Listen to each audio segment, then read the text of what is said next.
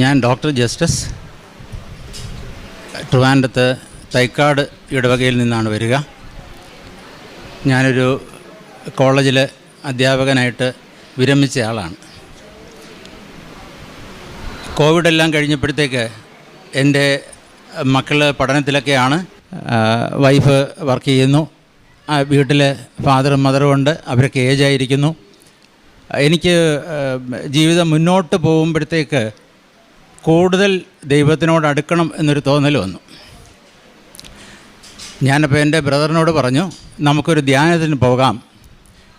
അപ്പോൾ എൻ്റെ അനുജൻ നന്നായി പ്രാർത്ഥിക്കുന്നയാളാണ്. അപ്പോൾ പറഞ്ഞു, ഇങ്ങനെ കൃപാസനം എന്ന് ആലപ്പുഴയിലൊരു സ്ഥലമുണ്ട്, നമുക്കവിടെ പോകാം. അങ്ങനെ ഒരു ദിവസം രാവിലെ 3:30 മണിയായപ്പോൾ ഞങ്ങൾ രണ്ടുപേരും കൂടെ ഇവിടെ വന്നു. ഒരു 4:30 മണിക്കൊക്കെ ഏകദേശം ഈ ഗേറ്റ് തുറന്നു. ഞങ്ങൾ ഞാനിപ്പോൾ നിൽക്കുന്നതിൻ്റെ ഫ്രണ്ടിൽ വലതുവശത്ത് മാതാവിൻ്റെ അടുത്തേക്ക് ആദ്യം പോയി.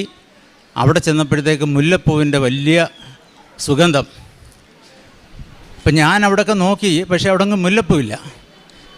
അപ്പം ഞാൻ എൻ്റെ അനുജനോട് പറഞ്ഞു, വല്ലാത്ത സുഗന്ധമുണ്ടല്ലോ. അപ്പോൾ പറഞ്ഞു, മാതാവ് പറഞ്ഞിട്ട് വന്നതല്ലേ. അങ്ങനെ ഞങ്ങളിവിടെ വന്നു, ഉടമ്പടി എടുത്തു, തിരികെ വീട്ടിലേക്ക് പോയി. അന്ന് മുതൽ ഞങ്ങളുടെ ജീവിതത്തിൽ പ്രത്യേകിച്ച് ഒരുപാട് മാറ്റങ്ങളാണ്. ഒരുപാട് എന്തെന്നില്ലാത്ത സന്തോഷവും സമാധാനവും കൂടുതൽ പ്രാർത്ഥിക്കാനും ഒക്കെ ഉള്ളൊരു തോന്നലുണ്ടായി.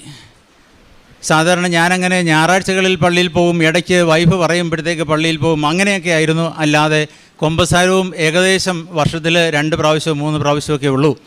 ഇവിടെ വന്ന് ഉടമ്പടി എടുത്തു കഴിഞ്ഞപ്പോൾ കവനൻറ്റിനകത്തൊരു 6 കണ്ടീഷൻസ് പറയുന്നുണ്ട്. അതൊക്കെ ഞാൻ ഫോളോ ചെയ്യാൻ തുടങ്ങി. അപ്പോൾ ഞാൻ ചെയ്തത് 2 ആഴ്ചയിലൊരിക്കൽ പോയി കൺഫെഷൻ കുമ്പസാരിക്കും, എല്ലാ ദിവസവും പള്ളിയിൽ പോകാനുള്ള ഭയങ്കര ഒരു മോട്ടിവേഷൻ. വീട്ടിൽ വൈകുന്നേരം മാത്രം കൊന്ത പഠിച്ചുകൊണ്ടിരുന്നതാണ്. രാവിലെയും വൈകിട്ടും കൊന്ത പഠിക്കാൻ തുടങ്ങി. പ്രാർത്ഥനയിലായി. മക്കളൊക്കെ ദൂരെയാണ്, ആ സമയത്ത് പഠിക്കുന്നതൊക്കെ ദൂരെയാണ്. അങ്ങനെ സന്തോഷമായിട്ട് മുന്നോട്ട് പോകുന്നു. ഞാൻ 2ാമത് പുതുക്കി, 3ാമത് പുതുക്കി. കാരണം ഞാനൊരു നേട്ടത്തിന് വേണ്ടി വന്നതായിരുന്നില്ല. അപ്പോൾ ഇതിനിടയ്ക്ക് ഞാൻ ഈ പറയുന്ന 6ഓളം നമുക്ക് കാര്യങ്ങൾ എഴുതാമല്ലോ, ഇതൊക്കെ എഴുതിയിരുന്നു. മക്കളുടെ ജോലിയെക്കുറിച്ചും പഠനത്തെക്കുറിച്ചും ഒക്കെ അതിനകത്ത് പറഞ്ഞിരുന്നു. നമ്മളുടെ പൊതുവായ ജീവിതത്തിലെ നിലവാരവും നമ്മുടെ വിശ്വാസികൾക്കുണ്ടാകേണ്ട അനുഗ്രഹങ്ങളും അതിനെക്കുറിച്ചൊക്കെ അതിനകത്ത് പ്രതിപാദിച്ചിട്ടുണ്ടായിരുന്നു. ഒരു 3ാമത്തെ ഉടമ്പടി പുതുക്കാനായിട്ട് ഞാനിവിടെ വരുന്നു. വന്നിട്ട് റോഡ് ക്രോസ് ചെയ്യുന്നു. അപ്പോൾ ഞങ്ങൾ വണ്ടി ലെഫ്റ്റ് സൈഡിൽ പാർക്ക് ചെയ്യുന്നു. റൈറ്റിലേക്ക് വരുന്ന സമയത്ത് എന്നോട് എൻ്റെ ബ്രദർ പറഞ്ഞു, സൂക്ഷിച്ച് പോകണേ എന്ന് പറയുന്നു. അദ്ദേഹം വണ്ടി പാർക്ക് ചെയ്യാനായിട്ട് പോയി. ഞാൻ 2 സൈഡിൽ നോക്കിയിട്ടാണ് ഇങ്ങോട്ട് റോഡ് ക്രോസ് ചെയ്തത്. പക്ഷേ എന്തോ ഒരു അൺലക്കായിരുന്നു. റൈറ്റിലേക്ക് വരുമ്പോഴത്തേക്ക് എൻ്റെ ഇടത് കാലിലേക്ക് ഒരു സ്കൂട്ടർ വന്നിടിച്ചു. വളരെ വേഗത്തിലാണ് വന്നത്. എനിക്ക് കാല് മുട്ടിന് താഴോട്ടുണ്ടോ എന്നെനിക്കൊരു സംശയം. അപ്പോൾ ഞാൻ പെട്ടെന്ന് എൻ്റെ ബ്രദറിനെ വിളിച്ചിട്ട് പറഞ്ഞു, എനിക്ക് ഒട്ടും നടക്കാൻ വയ്യ. അപ്പോൾ ഓടി വന്നു, എന്നെ ഇവിടെ കൊണ്ടുവന്നിരുത്തി. ഞങ്ങൾ പ്രാർത്ഥനയെല്ലാം കഴിഞ്ഞ്, അന്ന് ഉടമ്പടി പുതുക്കാനായിട്ട് വന്നതാണ്. പ്രാർത്ഥനയെല്ലാം കഴിഞ്ഞ് ഉടമ്പടി പുതുക്കാനായിട്ട് മുകളിൽ കയറി തിരിച്ച് ഞാൻ ഡ്രൈവ് ചെയ്ത് പോയി. എനിക്ക് ഇങ്ങനൊരു സംഭവം ഉണ്ടായെന്ന് പോലും അറിയത്തില്ല. മാതാവിൻ്റെ വലിയൊരു അനുഗ്രഹം. 1 വർഷത്തേക്ക് ഏകദേശം 3 ഉടമ്പടി പുതുക്കി, 4ാമത്തെ ഉടമ്പടി പുതുക്കുന്നു. ഞാൻ ആദ്യം ഈ കവനൻ്റ് എടുക്കുന്നത് ജൂലൈ 22 അടുത്ത ഒരു ജൂലൈ 23 ആയപ്പോഴത്തേക്ക് ഒരു സാറ്റർഡേ എനിക്കൊരു വല്ലാത്ത സ്റ്റൊമക്ക് പെയിൻ. ഒരു 7 മണിയൊക്കെ ആയിക്കാണ്. ഞാൻ അന്നേരം ഒത്തിരി ദൂരം വണ്ടിയൊക്കെ ഓടിച്ചിട്ട് ഞാൻ ക്ഷീണിച്ചവിടെ വന്നിരിക്കുന്ന സമയത്താണ്. അപ്പോൾ ഞാൻ എൻ്റെ വൈഫിനോട് പറഞ്ഞു, എനിക്ക് വയറിലൊരു വല്ലാത്തൊരു വേദനയുണ്ട് എന്ന് പറഞ്ഞു. അപ്പോൾ എന്നോട് പറഞ്ഞു, ഒരു കാര്യം ചെയ്യും, അവിടെ തേനൊക്കെ ഉണ്ടല്ലോ. അപ്പോൾ ഞാൻ പോയി വിശ്വാസ പ്രമാണം ചൊല്ലി നമുക്ക് ഇവിടുന്ന് വെഞ്ചരിച്ച് കിട്ടിയ തൈലം വയറിൽ കുരിശ് വരച്ചു. ഞാൻ ഈ തേൻ ഒരു 3 തുള്ളി എടുത്ത് കുടിച്ചു. അത് കഴിഞ്ഞപ്പോഴത്തേക്ക് എനിക്ക് വേദനകളൊക്കെ പോയി.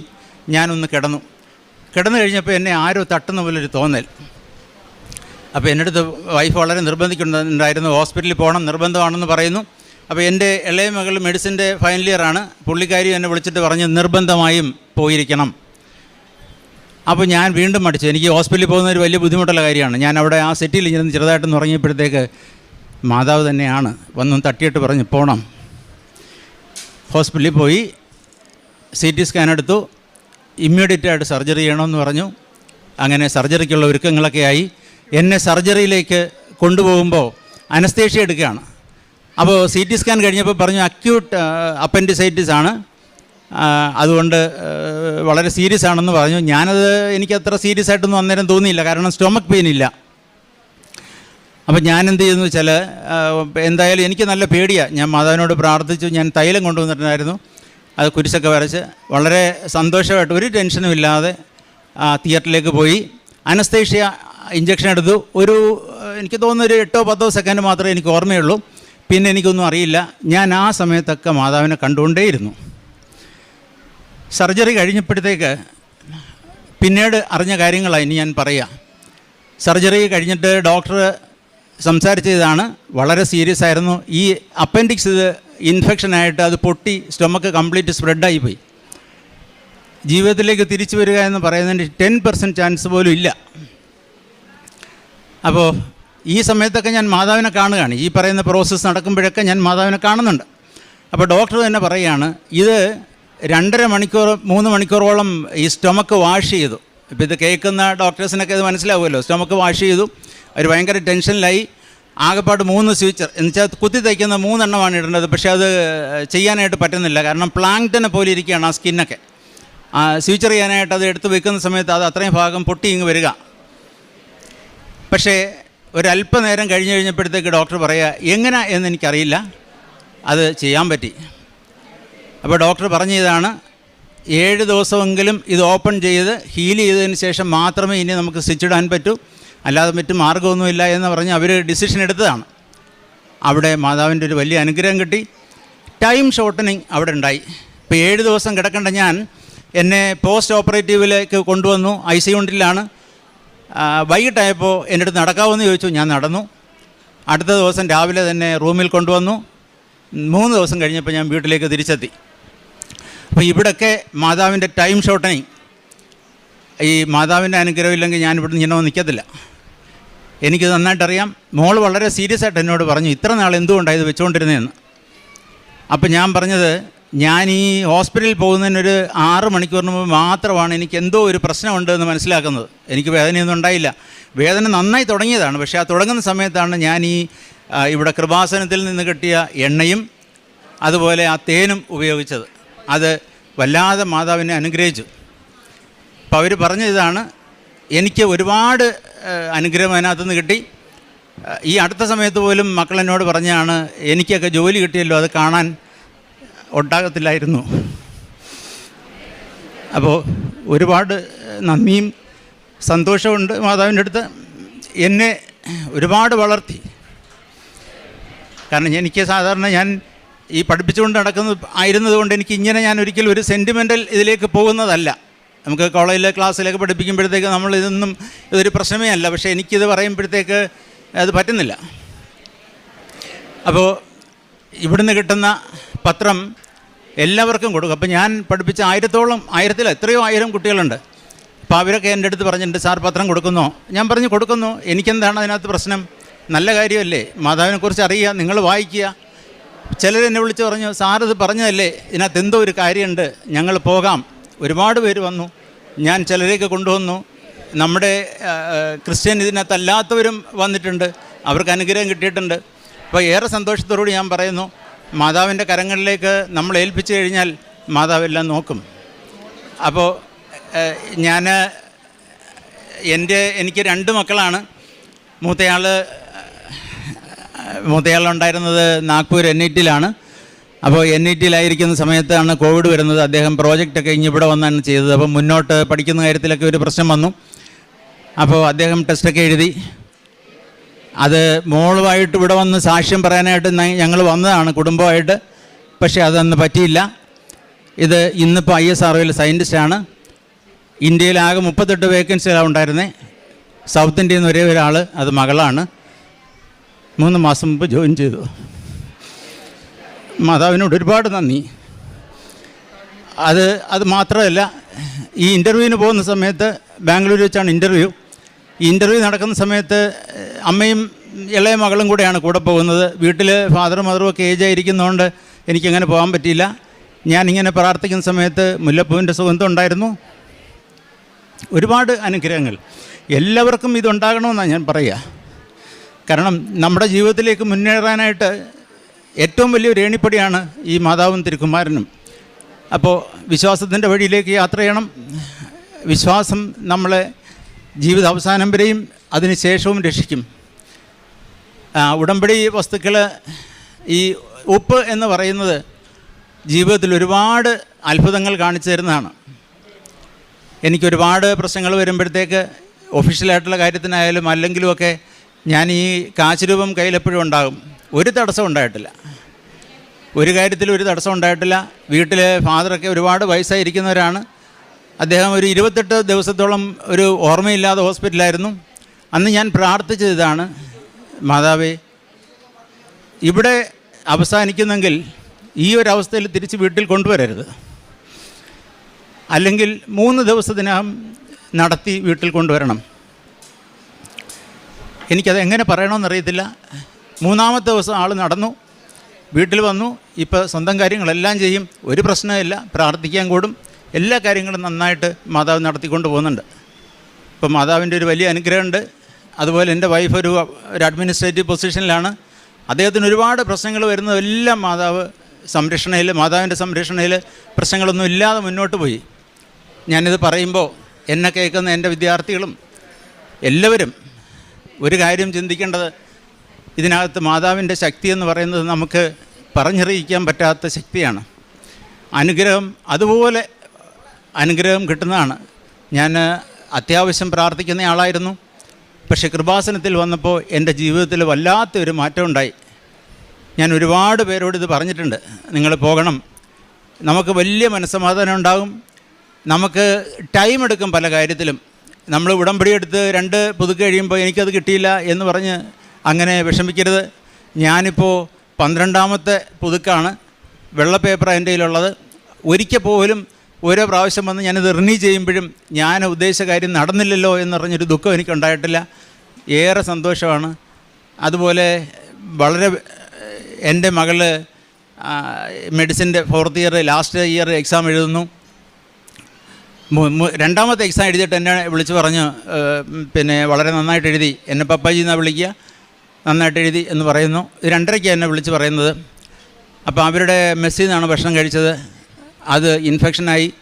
ഒരു 5 മണിയായപ്പോൾ പറയുന്നു, എനിക്ക് ഒട്ടും വയ്യ, പനിയാണ്, നാളെ എഴുതാൻ പോകാൻ പറ്റുമെന്നറിയില്ല, എല്ലാവർക്കും എക്സാമാണ്, ഹോസ്പിറ്റലിലോട്ട് പോകാനും ആരുമില്ല. അപ്പോൾ ഞാൻ പറഞ്ഞത്, അവിടെ കൃപാസന മാതാവിൻ്റെ ഉപ്പ് ഞാൻ കൊടുത്തു വിട്ടിട്ടുണ്ടായിരുന്നു, തേനും ഉണ്ടായിരുന്നു, ഉടമ്പടി തൈലം ഉപയോഗിക്ക്, മോക്കൊരു പ്രശ്നം ഉണ്ടാവില്ല. ഒരു 6 മണിയായപ്പോൾ അപ്പോൾ അദ്ദേഹത്തിൻ്റെ ആൻറ്റി ഇവിടെ മെഡിസിനിലുണ്ട്, ഞാനൊന്ന് വിളിക്കാൻ പറഞ്ഞു. എന്തായാലും അടുത്ത ദിവസങ്ങളിലൊന്നും ഒരു ബുദ്ധിമുട്ടും ഇല്ലാതെ എക്സാം എഴുതാൻ പറ്റി. ഒക്കെ മാതാവിൻ്റെ അനുഗ്രഹം. എല്ലാ കാര്യത്തിലും മാതാവ് ഒരുപാട് അനുഗ്രഹിച്ചു. ഈശോയ്ക്കും മാതാവിനും ഏറെ നന്ദി അർപ്പിക്കുന്നു. സങ്കീർത്തനങ്ങൾ 37:23 മനുഷ്യൻ്റെ പാദങ്ങളെ നയിക്കുന്നത് കർത്താവാണ്, തനിക്ക് പ്രീതികരമായി ചരിക്കുന്നവനെ അവിടുന്ന് സുസ്ഥിരനാക്കും. ഡോക്ടർ ജസ്റ്റിസ് എന്ന ഈ സഹോദരൻ തൻ്റെ ഉടമ്പടി ജീവിതത്തിൽ ലഭിച്ച നിരന്തരമായ പരിശുദ്ധമ്മയുടെ ഇടപെടലുകളും അപകട സമയങ്ങളിൽ ലഭിച്ച പ്രത്യേകമായ സംരക്ഷണവും സന്തോഷത്തോടെ ഈ എൽത്താരയിൽ സാക്ഷ്യപ്പെടുത്തുന്നു. സഹോദരൻ പറയുന്നുണ്ട്, പ്രത്യേകിച്ചൊരു നേട്ടം ആഗ്രഹിച്ചോ എന്തെങ്കിലും കാര്യം ലഭിക്കുന്നതിന് വേണ്ടിയോ അല്ല ഉടമ്പടി എടുത്തത്. അല്പം കൂടി പ്രാർത്ഥിക്കണം, അല്പം കൂടി ദൈവത്തെ സ്നേഹിക്കണം.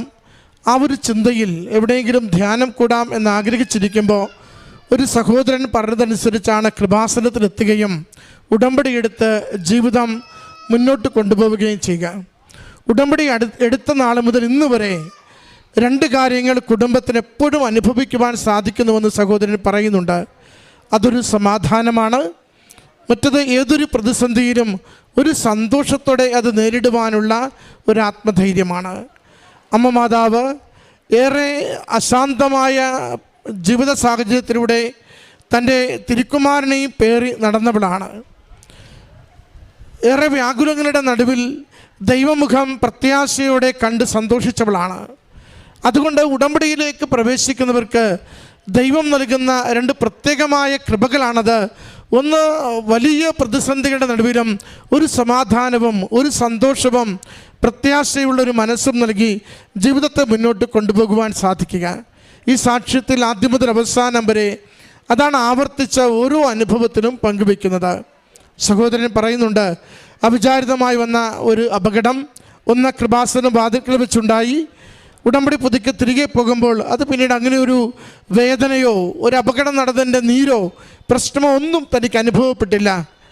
രണ്ടാമത്തത് തനിക്കുണ്ടായ ചെറിയൊരു വയറുവേദന, അക്യൂട്ട് അപ്പൻഡിസൈറ്റിസ് എന്ന് നിർണ്ണയിക്കുകയും അത് മുഴുവൻ പൊട്ടി ഉദരം മുഴുവനും അത് വ്യാപിച്ച് മരണത്തിൻ്റെ വക്ക് വരെ ജീവിതത്തെ കൊണ്ടുചെന്നെത്തിച്ചൊരു സാഹചര്യം. അവിടെയും താൻ അബോധാവസ്ഥയിലാണെങ്കിലും താൻ കാണുന്നത് മുഴുവനും പരിശുദ്ധമ്മയെ മാത്രമാണ്. ആ ഓപ്പറേഷൻ്റെ മണിക്കൂറുകൾ മുഴുവനും അമ്മ മാതാവ് തൻ്റെ കൺമുൻപിൽ ഇങ്ങനെ കൂടെ നിൽക്കുന്ന പ്രസൻസ്, സാന്നിധ്യം സഹോദരൻ അനുഭവിക്കുകയാണ്. എന്നിട്ട് ബോധം തെളിയുമ്പോഴാണ് ഓരോ കാര്യങ്ങളായി ഓപ്പറേഷനെക്കുറിച്ച് തിരിച്ചറിയുന്നത്. അത് വയറ് മുഴുവനും ഇത് പൊട്ടി വ്യാപിച്ചതിനെക്കുറിച്ച്, മരണത്തോടടുത്ത നിമിഷങ്ങളെക്കുറിച്ച്, ഡോക്ടർമാർ ഏതാണ്ട് കൈവിട്ടുപോയ കാര്യങ്ങളെക്കുറിച്ച്, തുന്നിച്ചേർക്കുവാൻ പറ്റാത്ത വിധത്തിൽ വയറ് സ്റ്റിഫായി പോകുന്നതിൻ്റെ വിഷയങ്ങളെക്കുറിച്ച്, വേഗത്തിലവ തുന്നിച്ചേർക്കുവാൻ അത് വളരെ മാർദ്ദവമുള്ള രീതിയിൽ ഒരുമിച്ച് വന്നതിനെക്കുറിച്ച്, അങ്ങനെ ഓരോ അനുഭവങ്ങളിലും. എന്നിട്ട് ഡോക്ടറോട് സാറ് പറയുന്നുണ്ട്, ഞാൻ മുഴുവൻ സമയവും ഞാൻ കൃപാസനത്തിൽ ഉടമ്പടിയെടുത്ത മകനാണ്. ഓപ്പറേഷൻ തുടങ്ങിയ നിമിഷം മുതൽ ഞാൻ മാതാവിനെ കണ്ടുകൊണ്ടാണ് അവിടെ കിടന്നുകൊണ്ടിരുന്നത്. ഡോക്ടർ മകനെ നോക്കി ചിരിച്ചു. എന്നിട്ട് പറയുന്നുണ്ട്, സാറിൻ്റെ പ്രാർത്ഥന സാറിനെ സഹായിച്ചുവെന്ന. പ്രിയമുള്ളവരെ, നമ്മൾ അവിചാരിതമായി കടന്നു പോകുന്ന പ്രത്യേക പ്രതിസന്ധികളിൽ നമുക്ക് കൂട്ടാകുവാൻ, കൂടെ നിന്ന് അനുഗ്രഹമാകുവാൻ പരിശുദ്ധമ്മയുടെ ഉടമ്പടി ജീവിതത്തിന് സാധിക്കും. അതുകൊണ്ട് അതിൻ്റെ സാക്ഷ്യം സാറ് പങ്കുവെച്ചത്. പിന്നീട് 2 മക്കളുടെ വിദ്യാഭ്യാസം ഏറ്റവും ഉന്നതമായ പ്രൊഫൈലിൽ ആ 2 മക്കളും